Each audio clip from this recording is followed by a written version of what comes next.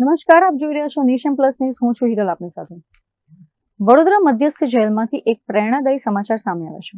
ગુનાખોરીનો માર્ગ છોડી હવે કેદીઓ અક્ષર જ્ઞાનના માર્ગે આગળ વધી રહ્યા છે. આગામી 26 ફેબ્રુઆરીથી શરૂ થતી બોર્ડની પરીક્ષામાં વડોદરા જેલના કેદીઓ પણ બેસવાના છે. સજા એ માત્ર દંડ નથી, પણ સુધારણાની એક તક પણ છે. વડોદરા મધ્યસ્થ જેલમાં સજા ભોગવી રહેલા 14 જેટલા કેદીઓએ આ બાબત સાર્થક કરી બતાવી છે. આ વર્ષે બોર્ડની પરીક્ષા માટે જેલના 14 કેદીઓએ ફોર્મ ભર્યા છે અને તેઓ ઉત્સાહપૂર્વક તેની તૈયારી પણ કરી રહ્યા છે. ત્યારે જેલ તંત્ર દ્વારા આ કેદી પરીક્ષાર્થીઓ માટે ખાસ વ્યવસ્થા ઊભી કરવામાં આવી છે, જેથી તેઓ કોઈપણ માનસિક ભાર વગર પરીક્ષા આપી શકે.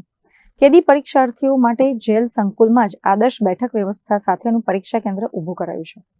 ઉનાળાની શરૂઆત અને ગરમીને જોતા વર્ગખંડો પૂરતા હવા ઉજાસવાળા અને શુદ્ધ પીવાના પાણીની વ્યવસ્થા પણ કરવામાં આવી છે.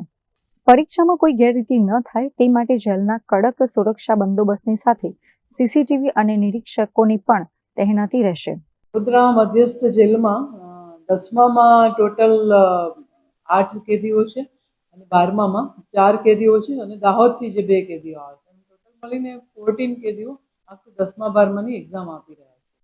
અને જેલની જે વ્યવસ્થા છે એમાં એ લોકો જેલના શાંતિપૂર્ણ માહોલમાં એની એક્ઝામ સારી રીતે આપી શકે એ માટેની વ્યવસ્થા ઊભી કરવામાં આવી છે. પાણીની વ્યવસ્થા, ઉનાળાની જેલનું એક સુરક્ષિત વાતાવરણ એમને પૂરું પાડવામાં આવે. મોટાભાગે એ લોકો જાતે જ તૈયારી કરતા હોય છે, પણ અહીંયા પણ જેલમાં એવા કેદીઓ હોય છે કે જે બીએડ ભણેલા હોય, કે જે પોતે ટીચર રહી ચૂક્યા હોય.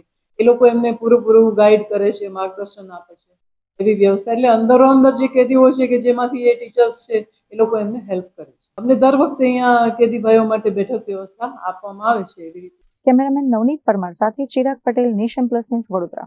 સમાચારોના સતત અપડેટ મેળવવા માટે અમારી નેશન પ્લસ ન્યૂઝની યુટ્યુબ ચેનલને સબસ્ક્રાઇબ કરો, બેલ આઇકન દબાવો અને જોડાયેલા રહો ફેસબુક, ઇન્સ્ટાગ્રામ અને ટ્વિટર પર.